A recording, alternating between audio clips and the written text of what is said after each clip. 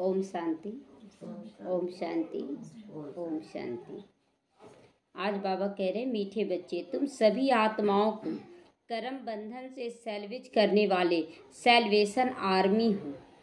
तुम सबको कर्म बंधन से छुटकारा दिलाने वाले हम सब क्या हैं? सैल्वेशन आर्मी हैं, सबको छुड़ाने वाले हैं। तुम्हें कर्म बंधन में नहीं फंसना है, एक सावधानी भी है। और बाबा कहता है कि अगर तुम खुद ही फंसे रहोगे तो दूसरों को मुक्त कैसे करोगे। इसीलिए बाबा कहता है कि तुम्हें फंसना नहीं है कर्म बंधन में। कोई परिवार के मोह में है, कोई धन दौलत के मोह में है, कोई कुछ में है, तो बाबा कहता है जो छुड़ाने वाले वही अगर फंस जाएं तो रक्षा कौन करेगा। प्रश्न आज का, कौन सी प्रैक्टिस करते रहो तो आत्मा बहुत बहुत शक्तिशाली बन जाएगी। कौन सी प्रैक्टिस करनी है कि हम शक्तिशाली बन जाए? उत्तर है, जब भी समय मिले शरीर से डिटैच होने की प्रैक्टिस करो। मैं शरीर नहीं, मैं आत्मा हूँ। डिटैच होने से आत्मा में शक्ति वापस आ जाएगी, उसमें बल भरेगा। तुम अंडरग्राउंड मिलिट्री हो। अंडरग्राउंड मिलिट्री मतलब छुपे हुए, गुप्त हो। तुम्हें कोई पहचान नहीं रहा कि तुम कौन क्या कार्य कर रहे हो। तुम्हें डायरेक्शन मिलता है, अटेंशन प्लीज। बीच बीच में अटेंशन मिलता है कि नहीं? अचानक अगर हम गलत कर रहे हैं तो कोई अज्ञानी आत्मा देखो ब्रह्मा कुमारी में जा रही है, यही है इन लोगों का लक्षण। तो इस तरह से बोलकर क्या करते, अटेंशन दिलवाया जाता है। खुद अपना मन बोलता है यहाँ गलत है, यहाँ ये मत करो, अटेंशन दिलवाता है। बाबा मुरली के द्वारा बोलता है। तो इस तरह से बाबा कहता है अटेंशन प्लीज, अर्थात एक बात की याद रहो, अशरीरी बनकर रहो। तुम्हें किसी से भी मोह माया नहीं रखना है, बंधन में नहीं आना, कर्म बंधन हो जाता है ये सब। ओम शांति। ओम शांति का अर्थ तो बाप ने अच्छी रीति समझाया है। जहाँ मिलिट्री खड़ी होती है वह फिर कहते हैं अटेंशन, तो सब साइलेंस हो जाते हैं। जहाँ उसका हेड कब बोलता है कि अटेंशन, तो जितने भी उसके अंदर में रहते हैं सब शांत हो जाते हैं। उन लोगों का अटेंशन माना साइलेंस। यहाँ भी तुमको बाप कहते अटेंशन, अर्थात एक बाप की याद में हो जाओ। अटेंशन मतलब आप बहुत समय कम है, आप तुम्हें बाबा को याद करना है। मुख से बोलना होता है, नहीं तो वास्तव में बोलने से भी दूर होना चाहिए। बाबा कहता है कि कहीं कहीं बोलना होता है, लेकिन अब बोलने से भी डिटैच होना, बहुत कम बोलकर करना है काम। अटेंशन बाबा की याद में हो, ये चेक एंड चेंज करना है। बाप का डायरेक्शन अथवा श्रीमत मिलती है। तुमने अपने को आत्मा पहचान लिया है, बाप को पहचाना है, तो बाप को याद करने बिगैर तुम विकर्माजीत अथवा सतु प्रधान पवित्र नहीं बन सकते हो। जब तक हम बाबा को याद नहीं करते हैं तब तक हम सतु प्रधान नहीं बन सकते हैं। किसी न किसी में अटकाव, झुकाव, लगाव, टकराव, अभाव की फीलिंग आती रहती है। कितना तरह का चीज हो जाता है ना, लगाव, अभाव। अभाव क्या है? अगर कोई शरीर छोड़ दिया तो अभाव में हम घुटते रहते हैं। लगाव भी बहुत ज्यादा हो जाता है तो उसके बिना हम एक पल नहीं रह सकते हैं। टकराव भी होता है तो उसको भी घड़ी घड़ी याद करते हैं, तो जिससे भी टेंशन होगा, दिन रात तो ऐसा क्यों किया, ऐसा, वो भी तो याद कर रहा है। तो लगाव, अभाव, टकराव और झुकाव, किसी की तरफ विशेष झुकाव रहता है, ये भी नहीं। तो बाबा इन सब किसी का प्रभाव, कि कोई आत्मा बहुत ज़्यादा प्रभाव डाल देती है, कोई अच्छा करके भी डालती है, कोई बुरा करके भी, तो उस बात को भी याद किए रहते। बहुत पहले कोई प्रभाव डाला है, अब तक उसके प्रभाव में है, तो ये सब से दूर होना है। तो बाबा कहता है तुम विकर्माजीत अथवा सतु प्रधान पवित्र नहीं बन सकते हो अगर इन सब बातों में फंसे हो। मूल बात ही है यह कि बाप कहते मीठे मीठे लाडले बच्चों, अपने को आत्मा समझकर बाप को याद करो। तब भैया बोले कि अगर आप देह भान में याद कर रहे हैं तो देह भान में याद करना तो भक्ति मार्ग में भी लोग करते आए, या हम लोग भी करते आए, लेकिन प्राप्ति तो नहीं हुआ। यहाँ आत्मा समझकर याद करना, और आत्मा समझकर मैं आत्मा हूँ ऐसे नहीं, आत्मिक स्थिति बनानी है, वो चीज में याद करना है। यह है इस समय की बातें जो फिर उस तरफ ले गई है। वह भी मिलिट्री है, तुम भी मिलिट्री हो। अंडरग्राउंड मिलिट्री भी होती है ना उन लोगों में, गुम हो जाते हैं, तुम भी अंडरग्राउंड हो, तुम भी गुप्त हो जाते हो, अर्थात बाप की याद में लीन हो जाते हो। बाबा को याद करते करते क्या हो रहा है कि दुनियावी चीजों से डिटैच होते जा रहे हैं, तो गुप्त होते जा रहे हैं ना। यहाँ पर एकदम साधारण रूप में है और बाबा की याद में है, तो कितना बड़ा चीज प्राप्ति कर रहे हैं, कितना बड़ा काम कर रहे हैं। तो इसको कहा जाता है अंडरग्राउंड बनना। अंडरग्राउंड होते जा रहे हैं, कोई पहचान न सके, क्योंकि तुम गुप्त हो ना, तो कोई पहचान नहीं सकता है हमें कि हम गुप्त हैं। तुम्हारी याद की यात्रा भी गुप्त है। बोलकर तो जैसे भक्ति मार्ग में भजन कीर्तन करते हैं, राम राम करते हैं, अच्छे अच्छे श्लोक गाते हैं, लेकिन हम लोगों को तो सब करना नहीं है। हम लोगों की याद गुप्त होनी चाहिए। तो सिर्फ बाप कहते मुझे याद करो, क्योंकि बाप जानते हैं याद से इन विचारों का कल्याण होगा। जब दुख पड़ता है ना, तो लोग बहुत ज़्यादा याद करने लगते हैं, दिन रात लगा देते याद करने में, दुख में सुख में। इसीलिए ठीक बोलते कबीरदास, सुख में दुख में सुमिरन सब करे, सुख में करे ना कोई। सुख आता है ना, तो उसमें रम जाते हैं, ये करना है नहीं, याद तो कर ही रहे हैं हम, नहीं सब ठीक है, याद तो कर ही रहे, ये एक बहस हो जाता है, जिद हो जाता है कि हम कर रहे हैं। अगर याद करेंगे तो दुख आएगा ही नहीं। तो जब दुख आता है तो नींद भी उड़ जाता है, नींद भी उड़ जाता है, दिन रात लगेगा कि हम याद में ही रहे। बाबा क्षमा, बाबा क्या क्या सिखाया है, क्षमा याचना करना है, दुआ देना, सब याद आने लगता है जब दुख आता है। तो अब तुम विचारा कहेंगे ना, तुमको विचारा कहेंगे ना, मतलब ज्ञान मिलने के बावजूद अगर हम लोग गलत कर रहे हैं तो बेचारा ही कहेंगे ना। स्वर्ग में बेचारा होता ही नहीं, इसलिए ये बेचारे स्वर्ग में नहीं जाएंगे। कहाँ चले जाएंगे? त्रेता युग में। तो बेचारा उनको कहता जो कहाँ न कहाँ कर्म बंधन में फंसे रहते हैं। यह भी तुम समझते हो, बाप ने समझाया। तुमको लाइट हाउस कहा जाता है, लाइट हाउस जो रास्ता दिखाए। तो हम ऐसा स्थिति अपना बना के चले जो हमें देखकर दूसरे भी करने लग जाएं। ऐसे हमारे विचार उनको टच होता है, जैसे हमारा आकर्षण होता है ना कि ये चाहिए वो चाहिए, हमारे से 10 गुना आकर्षण सामने वाले को हो जाएगा। अगर हमारा वैराग्य आ रहा है तो सामने वाले का भी वैराग्य आ जाएगा 10 गुना। तो इसलिए हमारे से ही उसका भी कल्याण है। तो इसीलिए बाबा कहता तुम लाइट हाउस हो। बाप को भी लाइट हाउस कहा जाता है। बाबा कितना एकदम डिटैच है शरीर से, शरीर तो है ही नहीं, शरीर में आता भी है तो डिटैच, तो हम उनके जैसा बनने लगते हैं। तो बाप घड़ी घड़ी समझाते, एक आंख में शांति धाम और दूसरी आंख में सुख धाम सदा याद रहे। तुम जैसे लाइट हाउस हो, उठते बैठते चलते तुम लाइट होकर रहो, एकदम हल्के होकर चलते जाएं। जिस दिन मतलब अगर रात को एकदम हल्के होकर सोते हैं ना, टाइम पर दिन निकलता है। अगर जिस दिन नहीं भी नींद आया तो बाबा को याद करने लगे या कुछ बाबा का ज्ञान सुनने लगे, लेकिन अगर कुछ भी ना करे तो भारी हो के रहेंगे। कब आज लगता रात भी बड़ा कर दिया है, आज तो दिन हो ही नहीं रहा। होता था कि नहीं, जब अकेले पड़ जाते थे तो बाबा कहता है कि तुम्हें लाइट होकर रहना, हल्के होकर हर परिस्थिति में। सबको सुख धाम शांति धाम का रास्ता बताते रहो। इस दुख धाम में सबकी नैया अटक पड़ी है, तभी तो कहते मेरी नैया पार लगाओ, मेरी नैया पार लगाओ। तो हम लोग तो भगवान को पहचान गए हैं, इसलिए अपने बाबा को कहते। बहुत बच्चे भगवान को पहचान कर भी नहीं पहचानेंगे, और वो बच्चे किनके पास आएंगे? जो अच्छे पुरुषार्थ कर रहे हैं उनके पास आएंगे, और फिर उनको रास्ता दिखाना पड़ेगा। ये नहीं कि आप इतना दिन से सुन नहीं रहे थे, आप तो ऐसे कर रहे थे वैसे, ये सब नहीं सुनने लायक रहेगी वो आत्मा कमजोर रहेगी। आपको सिर्फ उसको सकाश द्वारा उसको निकालना पड़ेगा। इसीलिए बाबा कहता ना कि अंतिम समय में ज्ञान सुनने लायक भी आत्माएं नहीं रहेंगी। आपका मनसा जो आपका वाइब्रेशन है, वो वाइब्रेशन उसको निकालेगा। तो हे माँ जी, सबकी नैया फंसी पड़ी है, उनको सैल्वेज कौन करे? हे माँ जी, किसको बोल रहा बाबा? हम बच्चों को बोल रहा है माँ जी कि हे माँ जी, उनकी नैया कौन पार लगाएगा? वह कौन सेल्वेशन आर्मी तो नहीं है, वह कोई सेल्वेशन आर्मी तो नहीं है। जो फौजी लोग हैं जो बॉर्डर पास रहते हैं, वो तो ऐसे नहीं है कि वो किसी को दुख से निकाल देंगे।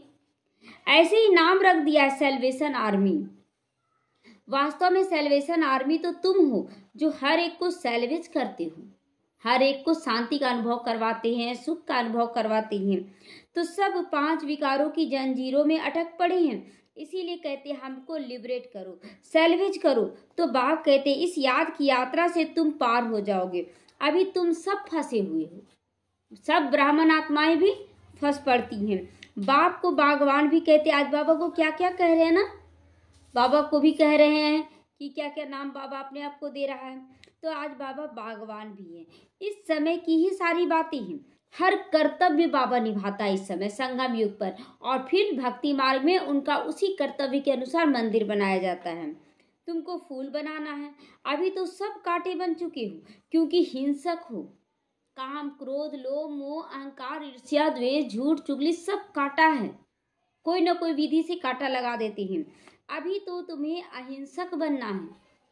अहिंसक पावन बनना है। जो धर्म स्थापन करने आते हैं वह पवित्र आत्माएं आती हैं। वह तो अपवित्र हो न सके। जिस जन्म में जिस समय आती हैं वो तो अपवित्र नहीं है। वो बाबा क्लियर किया ना कि जो देवी देवता होंगे तो वो द्वापर युग में आएंगे, उनके तन में धर्म स्थापक आएंगी, तो वो तो बिल्कुल पवित्र हैं। वो आएंगे तो अच्छा अच्छा ज्ञान ही देंगे।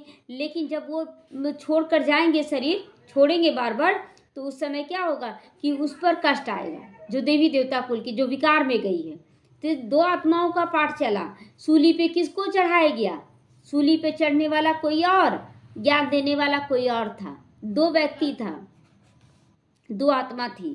तो पहले पहले जब आते हैं तो पवित्र होने के कारण उनकी आत्मा व शरीर को दुख मिल ना सके, क्योंकि उन पर कोई पाप ही नहीं होता है।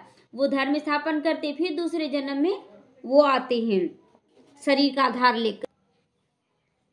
तो बाबा कहता है कि जो शुरुआत में आत्माएं पहली बार उतरती हैं परम धाम से, पहले जन्म में उनको कोई दुख नहीं होता, क्योंकि उनके ऊपर पाप ही नहीं होता है। जब पवित्र हैं तो कोई पाप नहीं होता है, फिर दूसरा को भी नहीं होता, दूसरों का भी नहीं होता है, तो दूसरों का भी नहीं होता है। तो हर एक बात पर विचार करना होता है।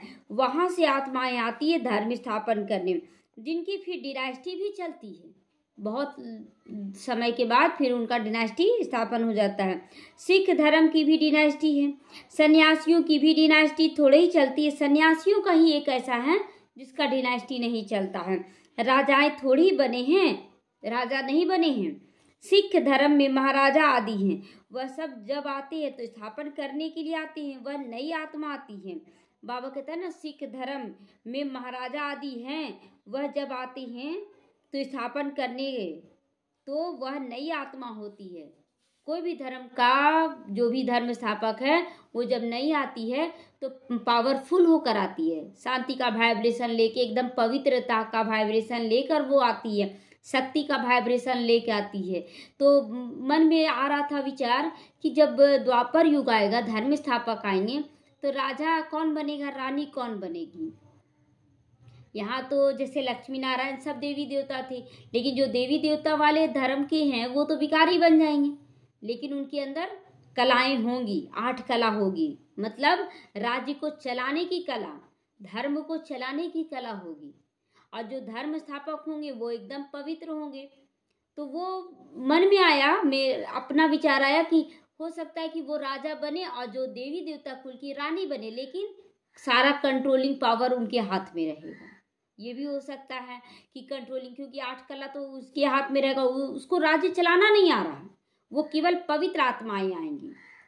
तो क्राइस्ट ने आकर क्रिश्चियन धर्म का स्थापन किया, बुद्ध ने बौद्ध का, इब्राहिम ने इस्लाम का। क्लियर कर दिया बाबा कि सब अपना अपना धर्म स्थापन करने आते हैं, सबके नाम से राशि मिलती है, उसके हिसाब से धर्म का नाम पड़ जाता है। देवी देवता धर्म का नाम नहीं मिलता है कि उनको कौन स्थापन किया।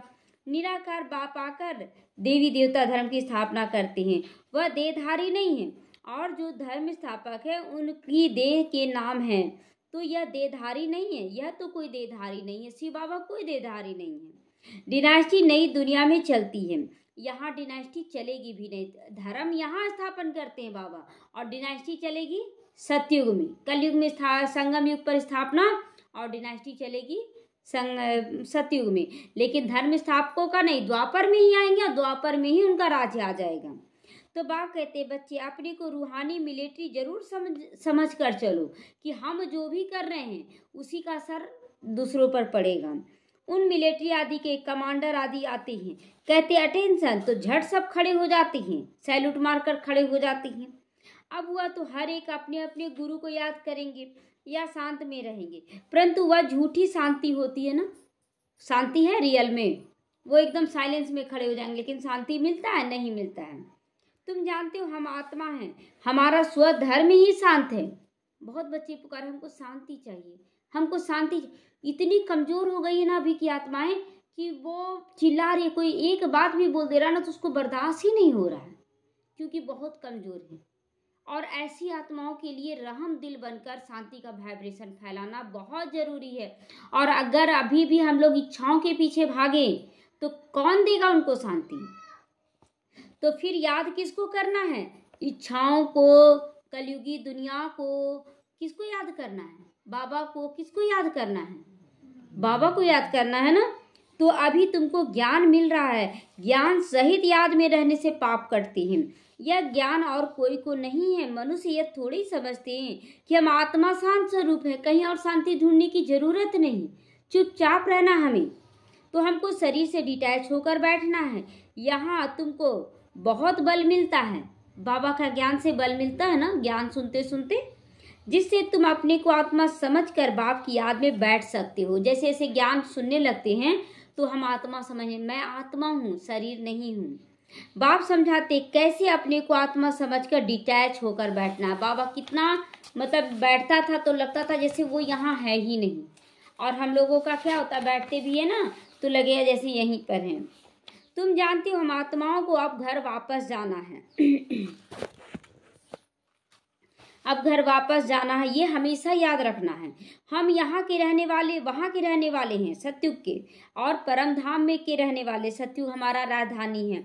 इतने दिन घर को भूल गए थे ना, और कोई थोड़ी समझते कि हमको घर जाना। कोई भी धर्म स्थापक आएगा तो बोलेगा घर चलना है, हम ले जाएंगे तुमको। लेकिन हम लोगों को जैसे ही बाबा बोलता है घर चलना है तो याद रहता है, तब तो तैयारी करते हैं कि अब घर जाना है। तो पतित आत्मा जा नहीं सकती है, परम धाम भी नहीं जा सकती है, इसलिए भोगना सबको आएगा। अगर नहीं पवित्र बनते हैं तो भोगना सबको आएगा। ना कोई ऐसा समझाने वाला मिलता है, ना कि कोई किसको याद करो, कि किसको याद करो, ये कोई नहीं समझाया। तो बाप समझाते एक को ही याद करना है। क्योंकि हम देखिए भक्ति मार्ग में तो गुरु तो कोई देधारी के लिए बता दिया गया कि वो गुरु है।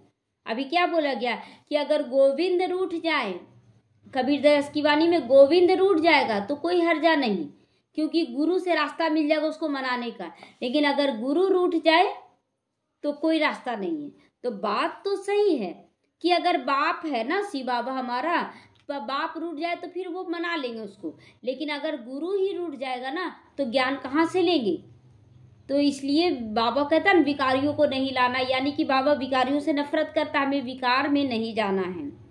तो और कोई याद करने से क्या फायदा? समझो, भक्ति मार्ग में शिव शिव भी कहते रहते हैं, मालूम तो किसी को है नहीं, तो इससे क्या होगा? बिना मतलब कि अगर रास्ता में चल रहे हैं, किसी को मालूम नहीं है मेरा पिता है कि नहीं, और पापा पापा चिल्लाते रहे, कोई मिलेगा? कोई सुनने वाला मिलेगा? पूछेगा तुम किसको याद कर रहे हो? अपने पापा। कौन है तुम्हारे पापा? तो मालूम तो किसी को है नहीं, इससे क्या होगा शिव शिव कहने से? शिव को याद करने से लेकिन पाप कटते हैं। ये भी बात है कि पाप तो जरूर कटेंगे, क्योंकि जब आप नाम ले रहे हैं शिव का तो कोई पाप तो नहीं कर रहे हैं ना उस समय। तो ये अब किसी को पता नहीं, आवाज सुनाई देगा सो तो जरूर आवाज होगा ही। इन सब बातों से कोई फायदा नहीं है। देखिए अब जैसे शिव शिव नाम ले रहे हैं तो कान में अभी यहाँ पर मारपीट हो रहा है और आप शिव शिव नाम ले रहे हैं, तो ना आवाज जा रहा है कि नहीं कान में? तो इन बातों का कोई फायदा अब नहीं है। बाबा तो इन सब गुरुओं से अनुभवी है ना, बाबा 12 गुरु किया है, कैसा स्थिति उन लोग का रहता है उन लोग भी बाबा भी जान रहा है। बाप ने कहा है हे अर्जुन इन सब को छोड़ो।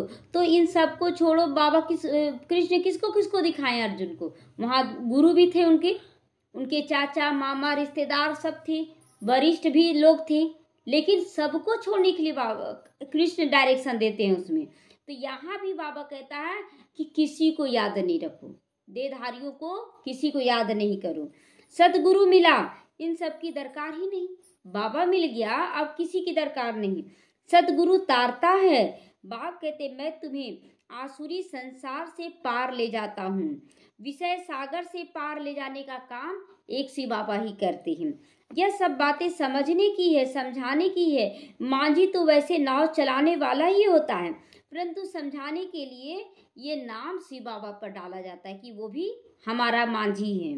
उनको कहा जाता है प्राणेश्वर बाबा, अर्थात प्राणों का दान देने वाला बाबा। वो अमर बना देते हैं प्राणों का दान।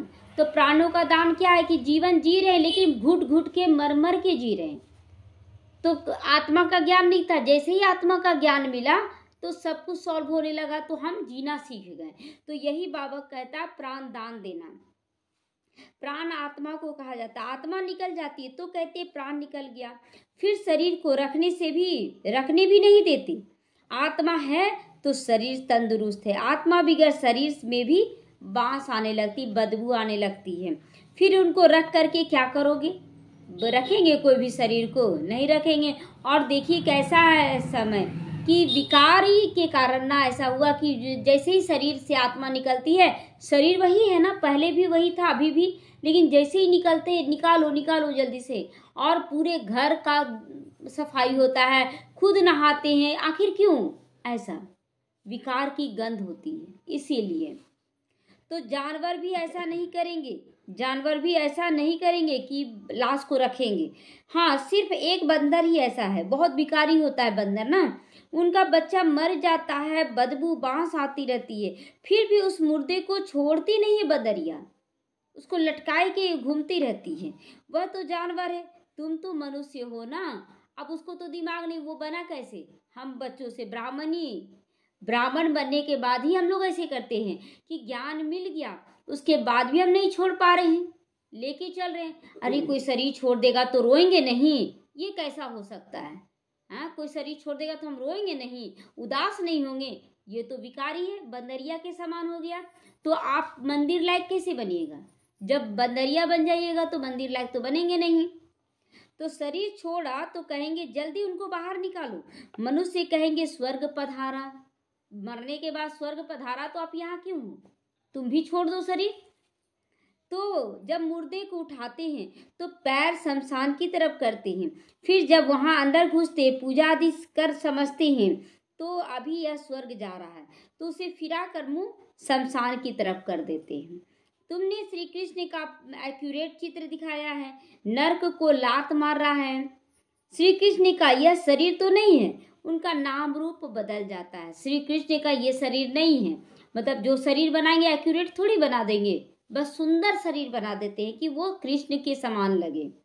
कितनी बातें हैं बाप समझाकर कहते अब मन मना भाव, मतलब सारी बातें। पहले हम लोग क्या थे? कलयुग की तरफ देख रहे थे और पैर रखे हुए थे। तो पहले क्या करते थे कि पैर हमारा कलयुग में था और मुख रहता था स्वर्ग की ओर। और फिर क्या किए हम लोग कि पैर अब रख रहे हैं कलयुग में, लेकिन अभी हम लोग रियल स्वर्ग की ओर जा रहे हैं। तो फिर मुख कर दिया गया शमशान की ओर, पैर रख दिया गया स्वर्ग की ओर, क्योंकि आप पहुंचने वाले हैं। तो कितनी बातें बाबा समझाकर फिर कहते हैं मन मना भाव। पहले मन को स्वच्छ करो, मन को परमात्मा की याद में लगाओ।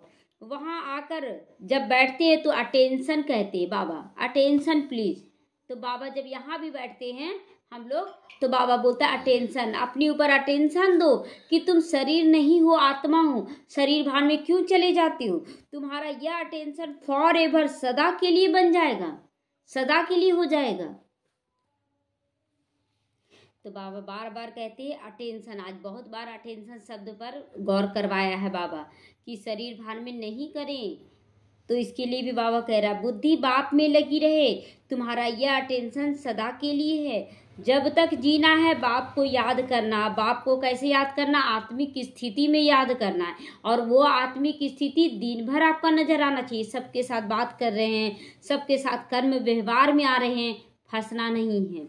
याद से ही जन्म जन्मांतर के पाप कटते हैं। याद ही नहीं करोगे तो पाप भी नहीं कटेंगे ना, पाप भी नहीं कटेंगे। बाप को याद करना है, याद में आंखें कभी भी बंद करके नहीं सुननी है। बाबा कहते हैं ना, याद भी कर रहे हैं और आंख बंद है, हो सकता है आप नींद में चले गए, हो सकता है कि आपका बुद्धि उद्धि इधर उधर भटक रहा है। तो सन्यासी लोग आंखें बंद करके बैठते हैं। कोई कोई तो स्त्री का मुंह भी नहीं देखते, पट्टी बांध कर बैठते आंखों पर। तो जब तुम यहाँ बैठते हो तो रचता रचना के आदि मध्य अंत का स्वदर्शन चक्र फिराना चाहिए। रचना का भी रचता का भी, दोनों का आदि मध्य अंत को देखना है। ये शिव बाबा का आदि मध्य अंत क्या है? द्वापर से वो आते हैं भक्ति मार्ग में, लेकिन अभी देह का आधार लेकर आते, तो आदि में कैसे पाठ निभाएं, करके सब कुछ दिखलाएं। अब हम लोगों को ज्ञान देकर हम लोगों से करवा रहे हैं और अंत में सबको साथ ले जाएंगे। तुम लाइट हाउस हो ना, लाइट हाउस माना हम खुद करें अच्छे कर्म, हमें देखकर और करेंगे। तो यह है दुख धाम। एक आंख में दुख धाम, दूसरी आंख में दुख सुख धाम, दोनों हैं। अभी बाबा आज बोला क्या, एक आंख में दुख धाम और एक आंख में सुख धाम, दोनों को देख रहे हैं ना। ऐसे बाबा हमेशा बोलता है, एक आंख में शांति धाम और एक आंख में सुख धाम, दोनों को रखो। आज बाबा कह रहा है एक आंख में दुख धाम, मतलब दोनों को हम लोग देख रहे हैं। तो उठते बैठते अपने को लाइट हाउस समझो। बाबा भिन्न भिन्न नमूनों से बताते हैं, तुम अपनी भी संभाल करते हो।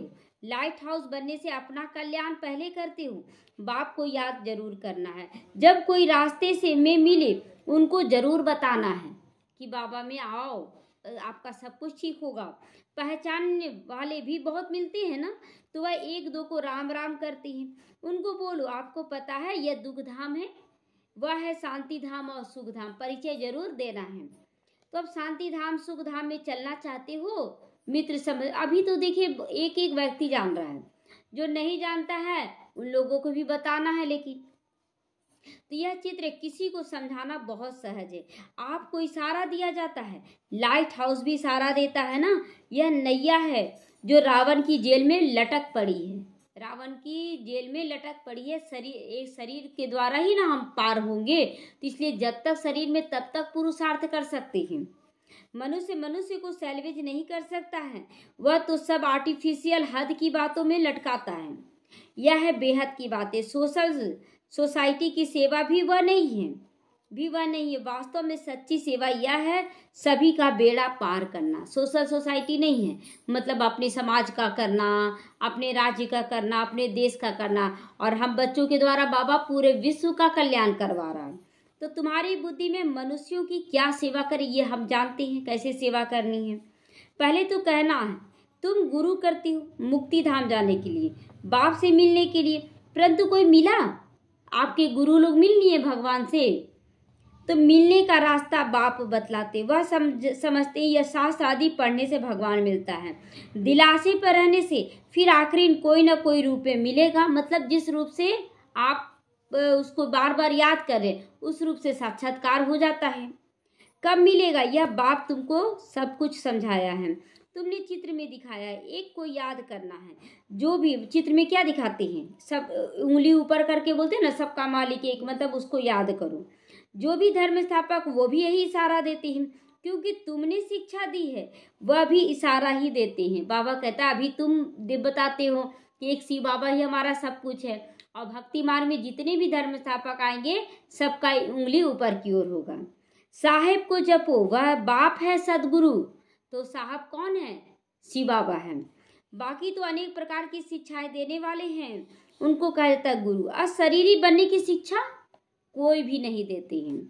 तो तुम कहोगे शिव बाबा को याद करो, वो लोग शिव के मंदिर में जाते हैं तो हमेशा शिव को बाबा कहने की आदत उनकी पड़ी हुई है। भोले बाबा, शिव बाबा, हाँ, और किसी को बाबा नहीं कहेंगे, किसी को भी बाबा नहीं कहेंगे। परंतु वह निराकार तो है नहीं।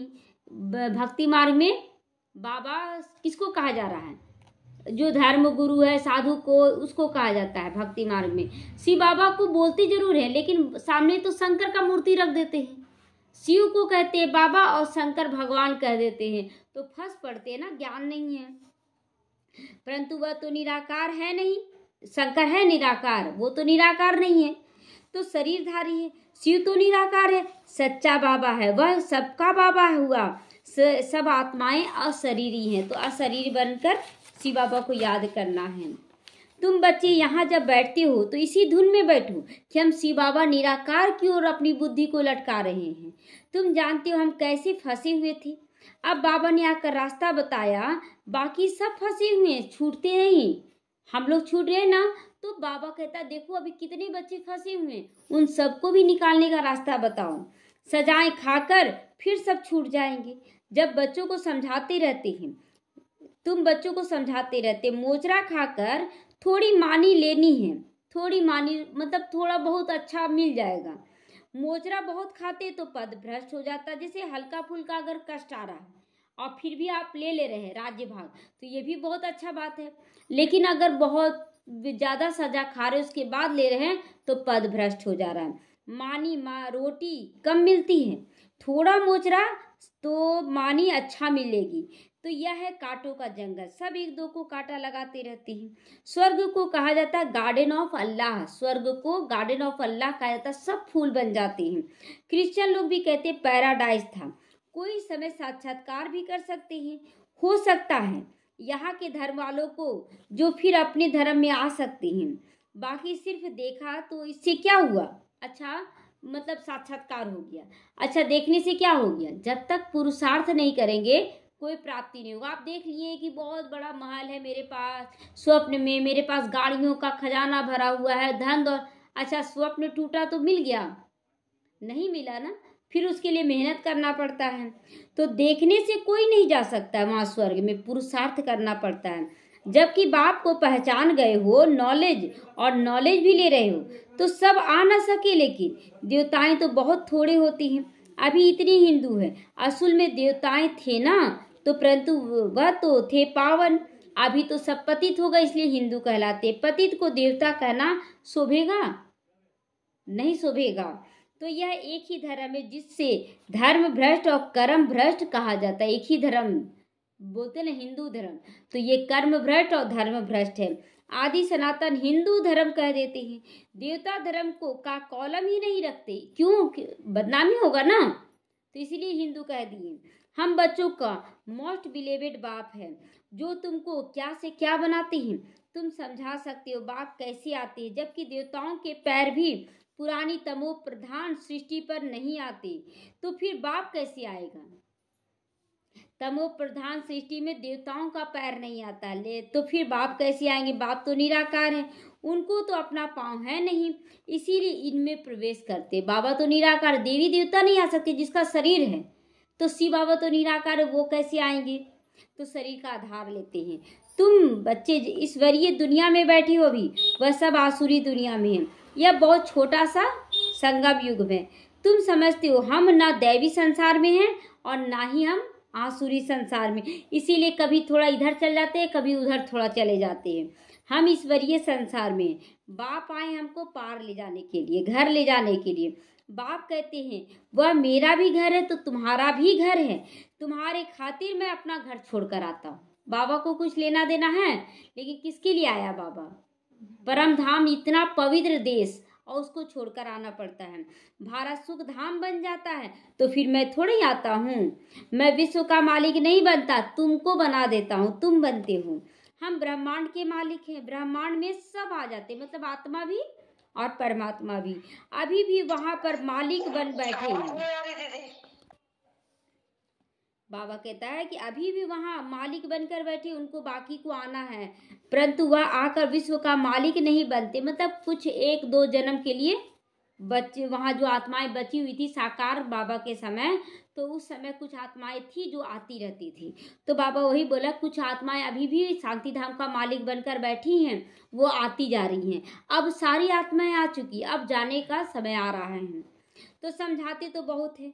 कोई स्टूडेंट बहुत अच्छे होते हैं तो स्कॉलरशिप भी ले लेते हैं। स्कॉलरशिप में ना कि ज़्यादा अच्छा से पढ़ने में तेज है तो उनको आगे बढ़ा दिया जाता है। तो बाबा कहता है यहाँ भी स्कॉलरशिप लेना है। वंडर है, यहाँ कहते हैं हम पवित्र बनेंगे फिर जाकर पतित बन जाते हैं। यहाँ बोलते हैं बाबा के क्लास में, नहीं हम आत्मिक स्थिति में रहेंगे, पवित्र रहेंगे, फिर कर्म बंधन में बंध जाते हैं। ऐसे ऐसे कच्चों को नहीं लेकर आओ। बाबा कहता है क्लियर, कच्चे बच्चों को लेकर मत आओ। ब्राह्मणी का काम है जांच करके लाना कि कौन सही बच्चा है कौन नहीं है, ये सब चेक करना है। तो तुम जानती हो आत्मा ही शरीर धारण करके पाठ बजाती है, उनको अविनाशी पाठ मिला हुआ। अच्छा, मीठे मीठे सीखी लदे बच्चों प्रति माता पिता बाप दादा का याद प्यार और गुड मॉर्निंग। रूहानी बाप की रूहानी बच्चों को नमस्ते। हम रूहानी बच्चों की रूहानी माता पिता बाप दादा का याद प्यार और गुड मॉर्निंग। रूहानी बाप की रूहानी बच्चों को नमस्ते। शुक्रिया बाबा, शुक्रिया। धारणा के लिए आज मुख्य सारे लाइट हाउस बनकर सबको शांति धाम सुख धाम का रास्ता जरूर दिखाना है। सबकी नैया को दुख धाम से निकालने की सेवा करनी है।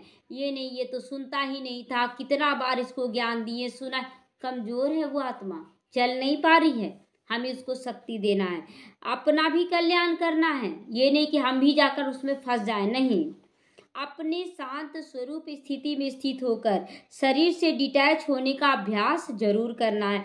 याद में आंखें खोलकर ही बैठना है, बंद नहीं करना है। बुद्धि में रचता और रचना का सिमरन करना है कि भगवान क्या है और आत्मा क्या है, मेरा आदि मध्य अंत क्या है।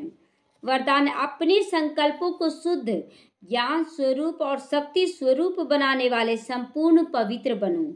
बाप समान बनने के लिए पवित्रता का फाउंडेशन पक्का होना चाहिए। बार बार बाबा क्लियर करता है कि पवित्रता केवल ब्रह्मचर्य नहीं है, आपका संकल्प, आपका बोल, सब कुछ पवित्र होना चाहिए। आपका कर्म, फाउंडेशन में ब्रह्मचर्य व्रत धारण करना, ये तो कॉमन बात है, बहुत साधारण बात है कि आप ब्रह्मचर्य, कोई विधवा हो गई है तो आ गया है ब्रह्मचर्य, तो ये तो बड़ी बात नहीं है। तो बाबा कहता मन बुद्धि को पवित्र मतलब आत्मिक स्थिति में लाओ, सबके लिए एक बराबर। कोई भी ये नहीं कि ये बहुत अपना है, ये पराया है, ये अमीर है, ये गरीब है, ये सब भी अपवित्रता है।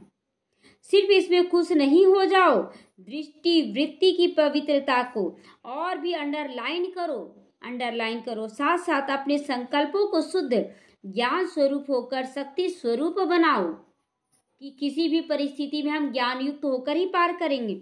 संकल्प में अभी बहुत कमजोरी है, बाबा जान रहा है ना, तो संकल्पों में भी कमजोरी है, इस कमजोरी को भी समाप्त करो, तब कहेंगे संपूर्ण पवित्र। बाबा इतना क्लियर कर दे रहा है ना मुरली में कि संपूर्ण पवित्रता क्या है।